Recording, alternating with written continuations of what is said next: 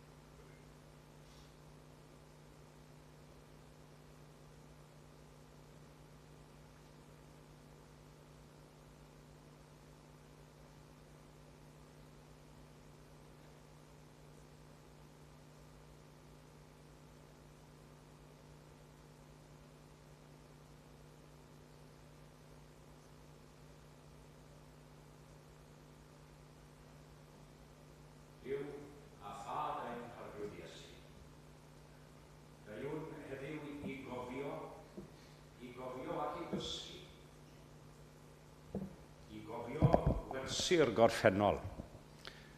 Beth yw cost ryfel a beth yw pris heddwch? Beth yw maint creulondeb dyn at ei gydddyn? Atgoffa ni nawr faint ein dyled, rhag i ni anghofio. Lord God, on this day we are called to remember the past.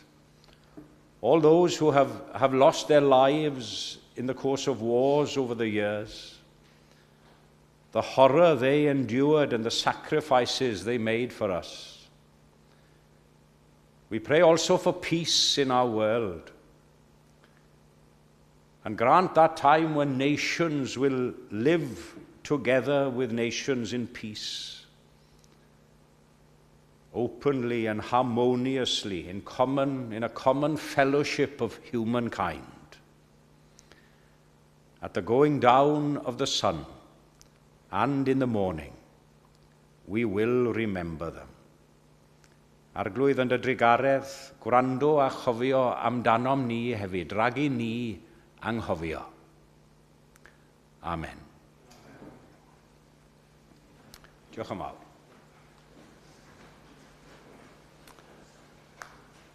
A dwi'n troi at lyfr y Salmau ar gyfer ein darlleniad y bore yma. We turn to the book of Psalms for our reading. If you're following in the English Bibles, in your pews, we're on Psalm 46.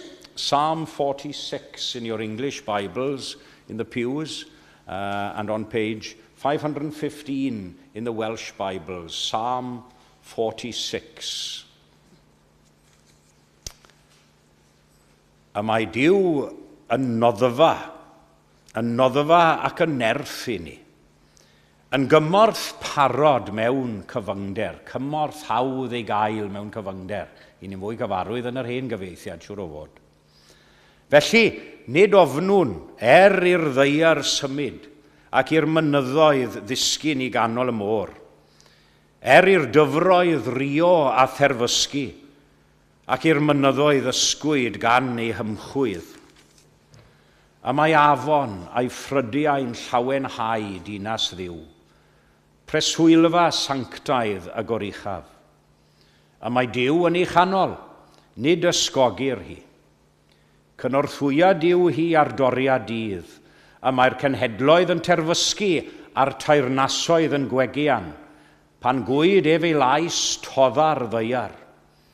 A mae arglwydd y lluoedd gyda ni, Duw Jacob yn gair i ni. Dewch i weld gweithredoedd yr arglwydd, fel y dygodd ddifrod ar y ddeiar.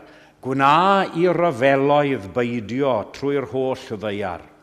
Dryllia'r bwa, tir y waiwffon, a llosgi'r darian a thân. Ymlonyddwch a deallwch mae my fi sydd ddiw, yn ddyrchafedig ymysg y cenhedloedd, yn ddyrchafedig ar y ddeiar. A mae arglwydd y lluoedd gyda ni, Duw Jacob yn gair i ni. And then one single verse from the Gospel of John, John chapter 4, verse 14, the verse which I will concentrate on later during the sermon. But whoever drinks of the water that I will give him will never be thirsty. The water that I will give him will become in him a spring of water welling up into eternal life. A dyna'r geiriau fyddai'n aros gyda nhw am ychydig nes ymlaen yn yr oedfa. Wel fe, unwn ni eto i ganu gyda'n gilydd yr ail emyn y bore yma, sef 11, number 11. Number 11, 11. Rhyfeddu rwyf o ddiw dy ddyfod yn y cnawd, ryfeddod heb ddim diwedd yw fod Iesu i mi'n frawd, yn wylaidd wrth y groes, myfyria fyth ar hyn, yng ngolau a datguddiad mawr ar ben Calfaria fryn. Number 11.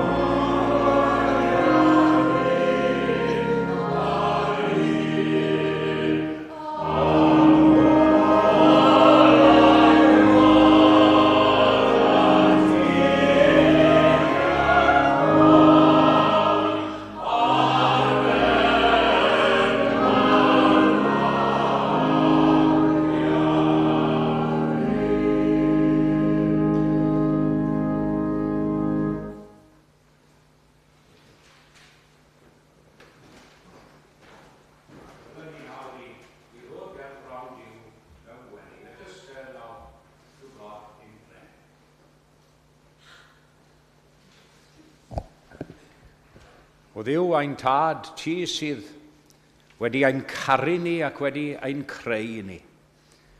Ti sydd wedi ein gosod ni ar y ddeiar fel hyn i fyw yn gytun fel teuluoedd ac fel llwythau ac fel dy bobl.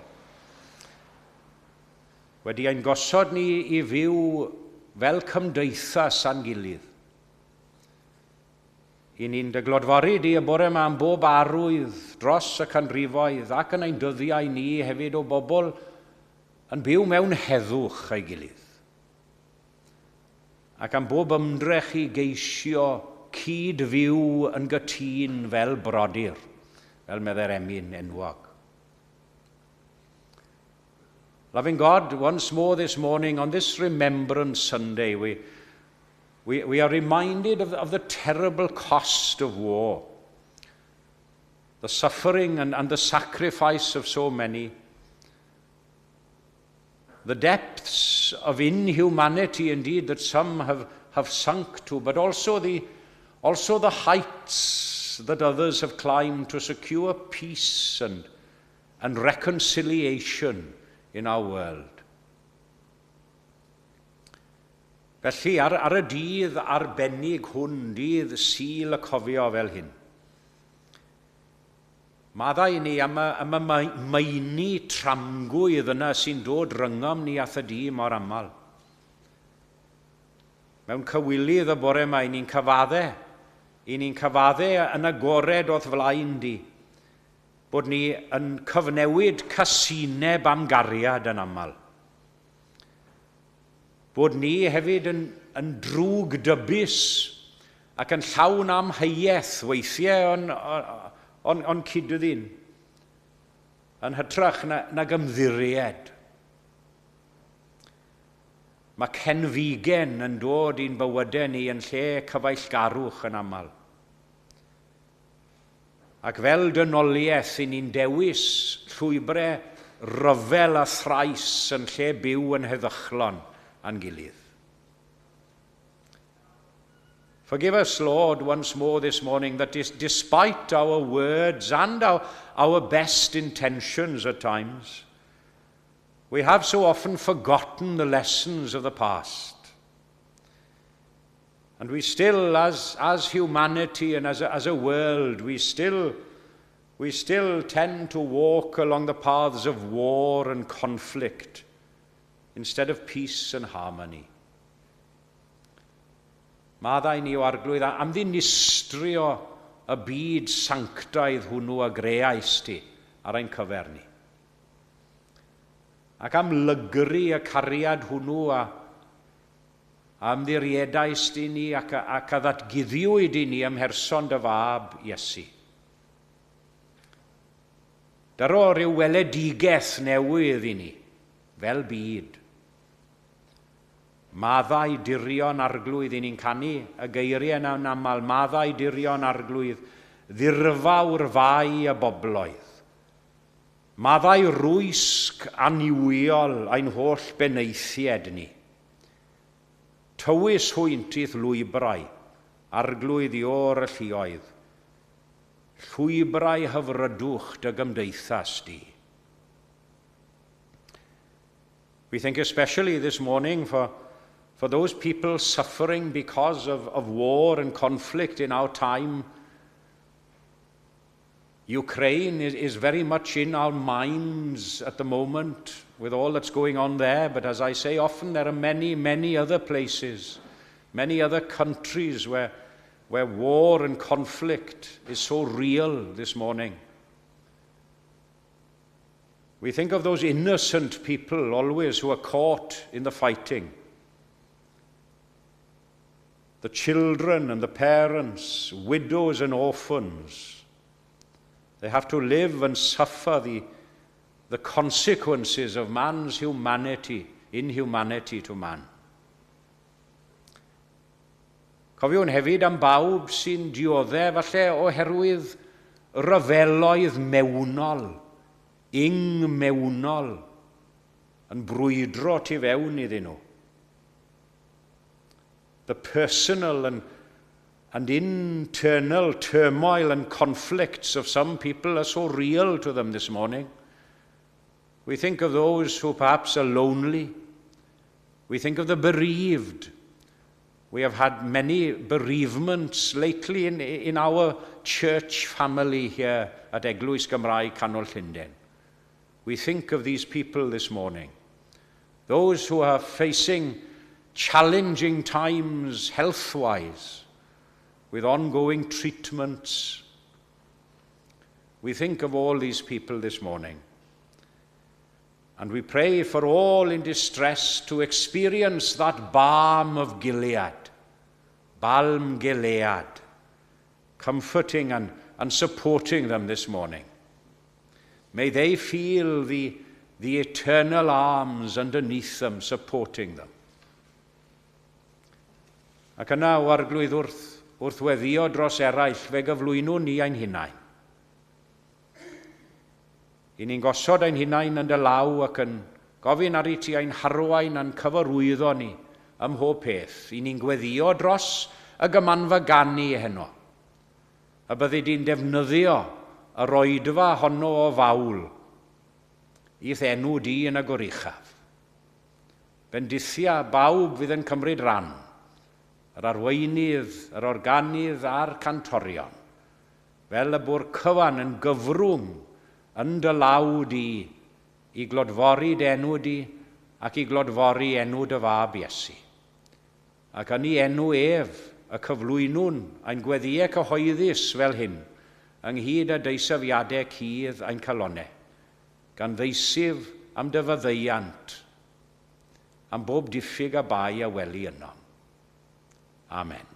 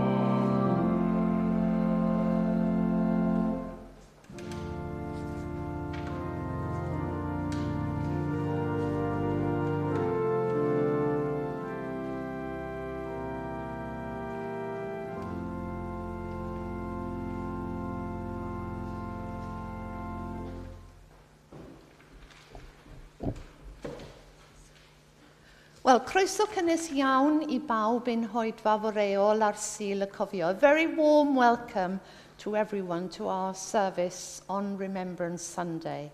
A ni'n ddiolchgar iawn yn gweinidog am ei arweiniad ac yn awyddus I wrando ar ei neges un i'r bore yma. A diolch yn fawr hefyd I Paul am ei gyfraniad pwysig wrth yr organ. Bydd cylch trafod Beibledd am hanner awr 4 a chymanfa gan i'r cofio yma, fel chi gyd yn gwybod, am 6 o'r gloch gyda Tristan Lewis yn arweinydd y gan.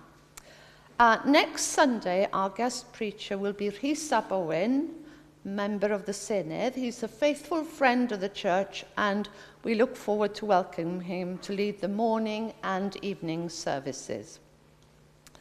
Fel arfer dydd Mercher am hanner dydd, bydd oedfa fer anffurfiol yn y neuadd islaw gyda the a sgwrs I ddilyn.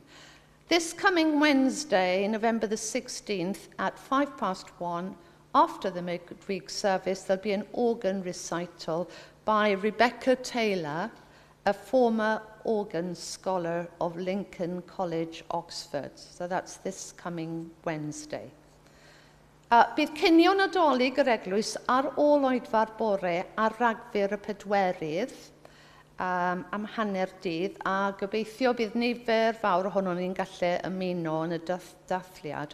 Our chapel Christmas lunch will take place after the morning service on December the 4th. Os gallwch chi ddod a newch chi ysgrifennu'ch enw ar y rhestr yn y lobby os gwelwch yn dda.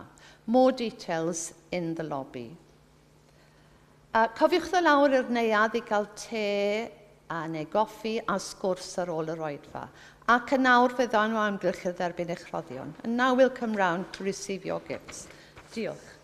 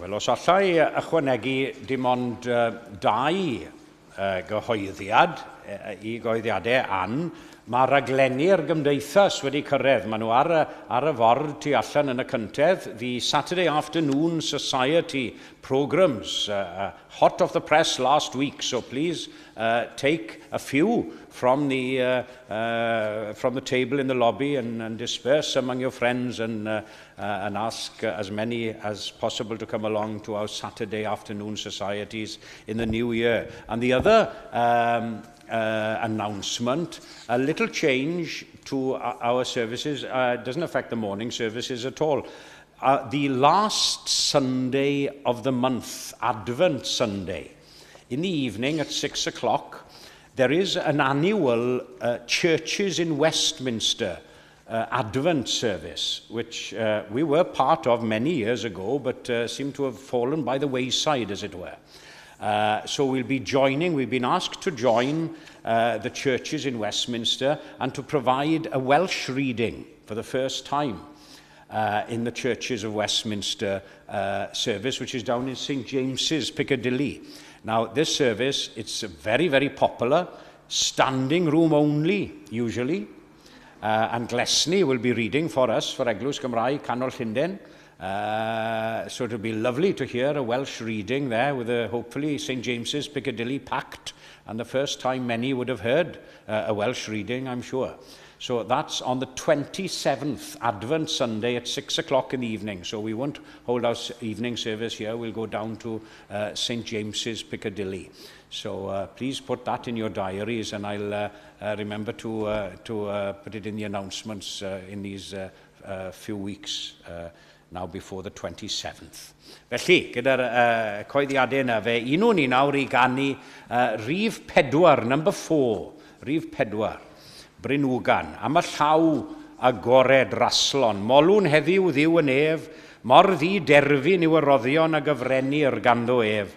Ffyddlon yw y cariad dwyfol uwch trienni euog fyd, gyda llaw agored dadol, fyth yn llawn, roi o hyd. Dwi'n dweud yn aml, dwi'n hoff iawn o'r llinell fach na, fyth yn llawn, roi o hyd. Rhif 4, number 4.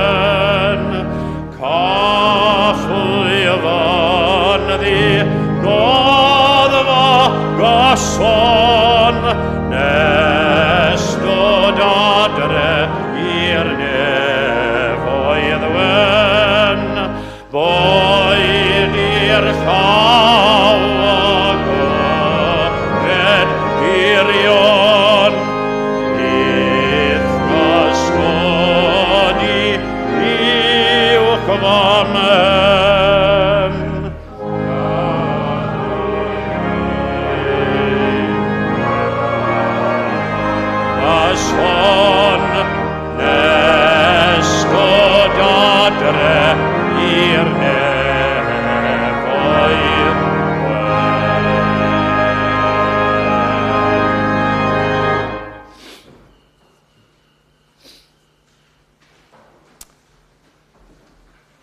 Felly, mae'n fore Sul y cofio, ynddo fe, pan fyddwn ni, fel arfer, yn cofio am y rai hynny a gollodd ei bywydau mewn pob math o ryfeloedd ac ymladd ers y ryfel mawr, y ryfel byd cyntaf, ac mewn ryfeloedd cyn hynny. Ni'n gweld eu henwau nhw yn ein hymgylchynu ni yma ar y mir, ar y cofebau. But the verse from John's Gospel, which describes the water which Jesus gives the woman at Jacob's well, it reads like this. You remember the passage in John? Whoever drinks of the water that I will give him will never be thirsty again. The water that I will give him will become in him a spring of water, welling up to eternal life, and ffrydio I fywyd tragwyddol. Now, all earthly things are transient, aren't they? They pass away, everything. They'll all disappear in time, whether it's fame and riches, earthly riches, or even the spoils of war. They don't last forever. They'll all disappear. And more often than not, especially in the case of war and fighting, we never seem to learn our lesson, do we? Never learn our lesson. And within a generation or two, we're at it again, killing each other. We see that around the world, not only today, but off and on throughout the ages. Ac wrth gyfeirio at ddŵr ffynon Jacob fan hyn, dywedodd Iesu, bydd pawb sy'n yfed o'r dŵr hwn yn profi syched eto. Bydd fe'n byth yn ddiwallu I hangen nhw. A dyna'i bwyntau wrth brygethu yn erbyn pethau'r byd hwn, pethau dros dro, pethau amserol. Whoever drinks of the shallow wells of this world, of this earth, they'll never quench their thirst completely. You might think you will, just for a while. You might think you've quenched your thirst, but you'll be deceived. Because the old thirst and the old cravings and yearnings will come back, even for war and conflict. And on this Remembrance Sunday, whilst giving thanks, and we must give thanks and homage to those who sacrificed their lives, yes, for us to enjoy peace and tranquility. You've got to fight for peace often. We must give thanks for them, but we have to remember as well the futility of war. Because what do people do after they've killed each other? They come around a table and talk peace. Harry Patch, remember Harry Patch, who was the last surviving man from the First World War? He famously described the First World War, as organised murder. Organised murder. Wel, beth sydd gennym yn y geiriau o'n blaen I y bore yma? Y dŵr yma, sydd yn ddiwallu ein syched ni. Yn gyntaf, bydden ni'n awgrymu wrthoch chi bod allwedd am feddiannu gwir grefydd yma. The key to obtaining true religion, that's my first point for you this morning. Whoever drinks of the water that I will give him or her, will never be thirsty again. Do you know, it's clear from these words that true religion, real true religion, must come as a gift. Mae'n rhodd, ynddo e? The water that I shall give, says Christ. There's no suggestion of digging a well for yourself, that you've got to look for it yourself, searching out for the water ourselves. This priceless drink is freely given. It's a gift. Does dim awgrym bod rhaid I ni dalu am y dŵr yma. Chi'n cofio'r adnod yn Eseia, dewch i'r wledd, prynwch heb arian ac heb werth. And you know, this is so necessary because Because this life-giving water, it's not in us by nature, is it? It's not part of us. It can't be produced by us ourselves. It can't be injected or infused into us ourselves by our own means or our own methods. It must come to us from a blessing, as a blessing from above, unpurchased, undeserved. Grace, that's what grace is. A dyma hanfod neges yr Efengil mewn gwirionedd, the basic, elementary truth of the gospel. But you know, it needs to be told over and over again in every sermon on every Sunday, because by nature, our human nature, we are so hostile and opposed to it. Our human nature, when you think of it, it works on merit, doesn't it?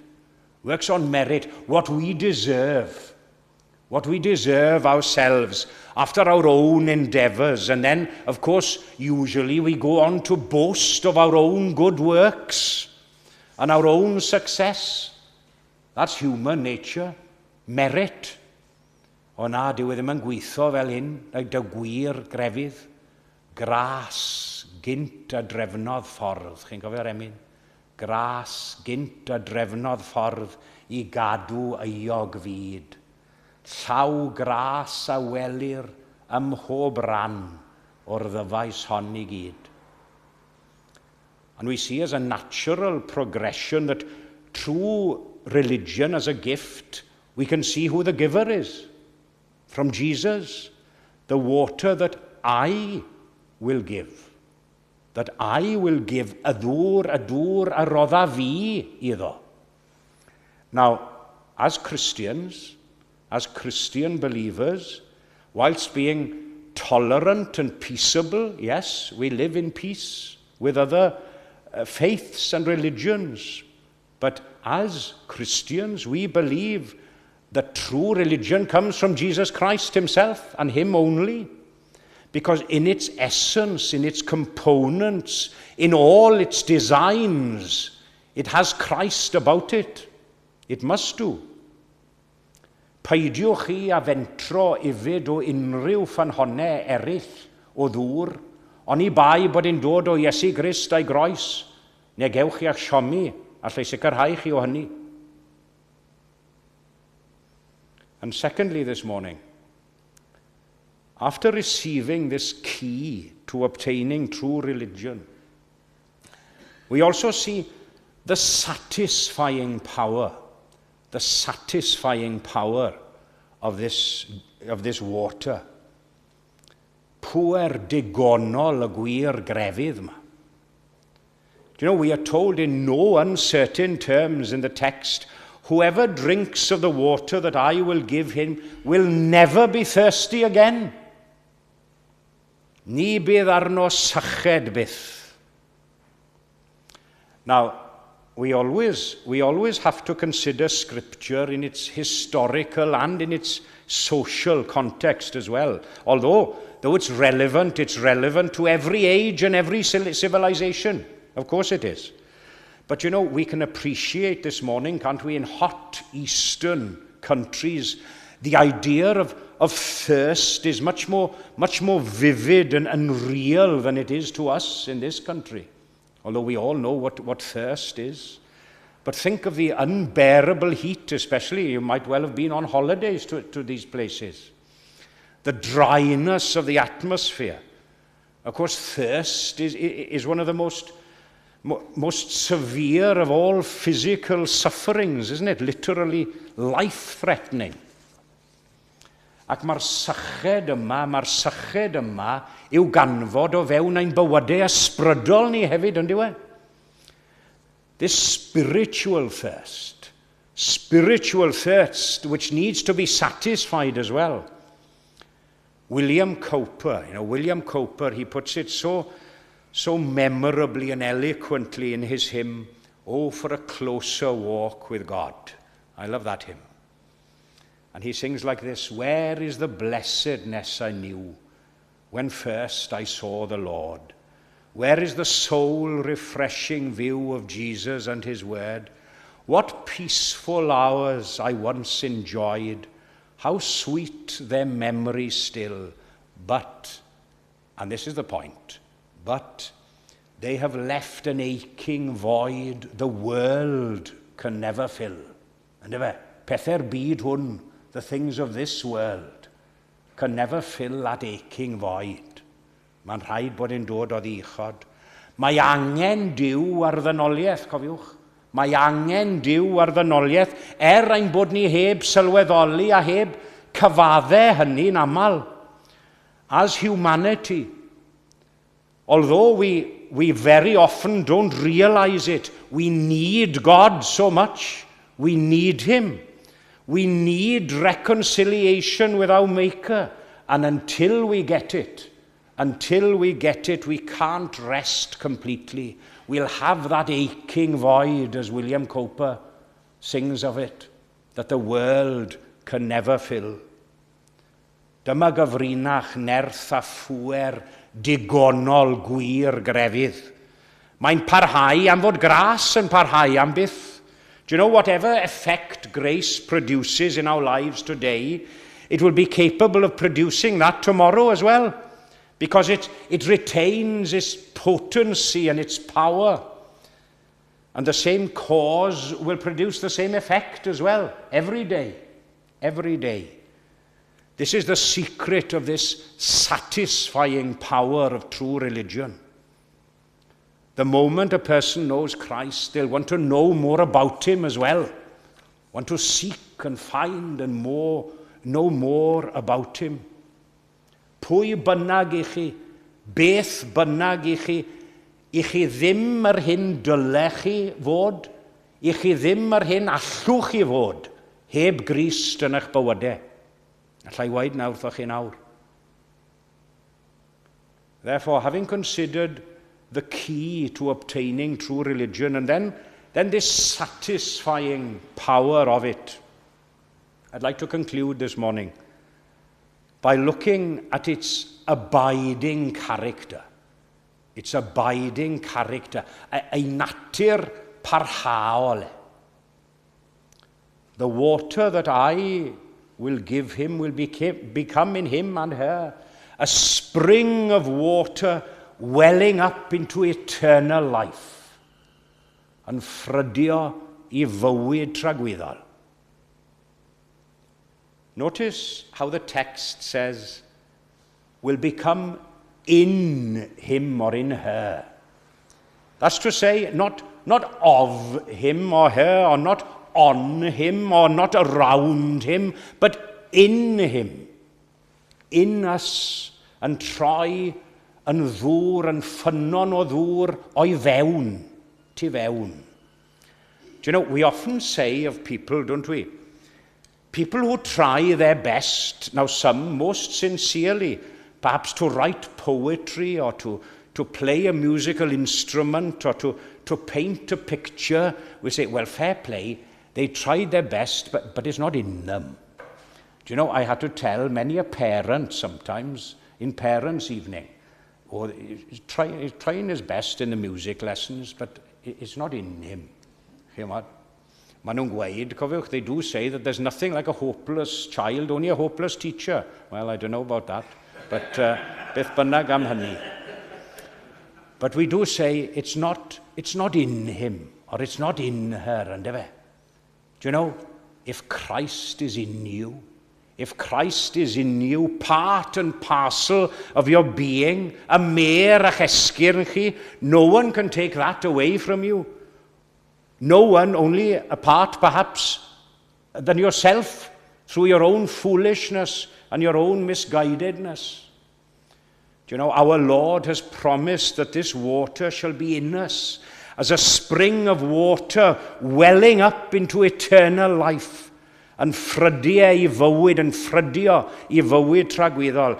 Something living, something eternal, something that shall always remain an operative force, full of freshness, full of life, not like a stagnant pool which becomes useless and even poisonous to those around.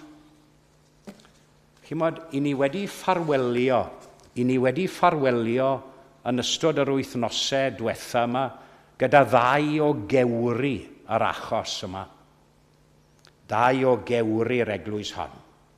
A chimod, gallaf ddweud gydag argyhoeddiad y bore yma. Roedd y dŵr yma, y dŵr o ffynon bywiol, yn tarddu o fewn i bywydau hwythau. A maen nhw wedi mynd i fywyd tragwyddol. Maen nhw wedi mynd i fywyd tragwyddol.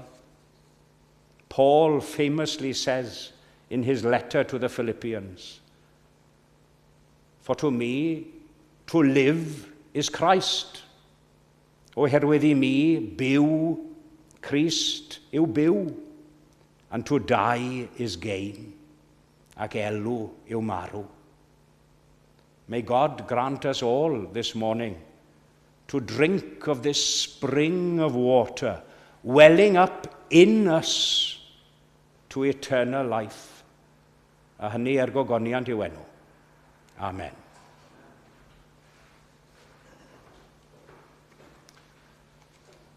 And we sing together to close our morning service. Number 10, Rhif y Degfed, Rhif 10.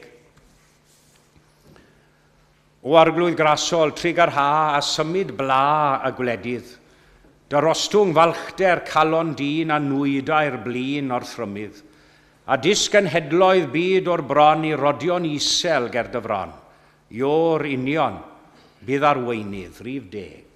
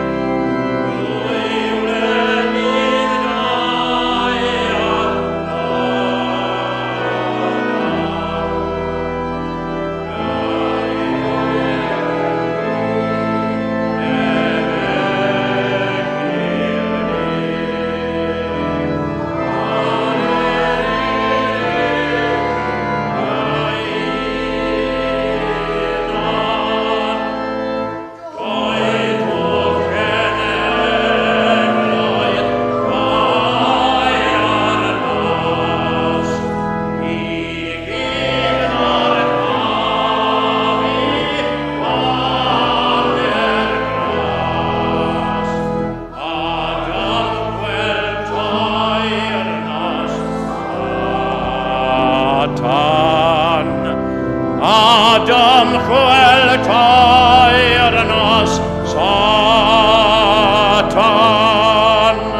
Doed o llenedloedd gair las I gyd ddarchafu banner gras Adam chwel tair nas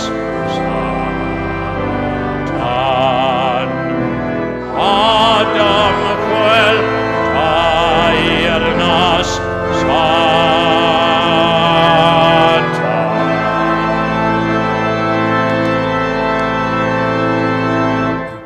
Gawn ni roi ein gofal nawr i'r arglwydd. Let us commit ourselves to God in prayer. A doed holl genhedloedd dy'r las I gyd dyrchafu banner gras a dymchwel teyrnas Satan. Gollwng ni yn awr o dad nefol o dan dyfendith gyfoethog. A bydded I ras ein harglwydd ni Iesu Grist a chariad diw a chymdeithas yr ysbryd glân I aros gyda ni ac I weithio ynom ni a thrwom ni o'r awr hon hyd yn oes oesoedd. Amen.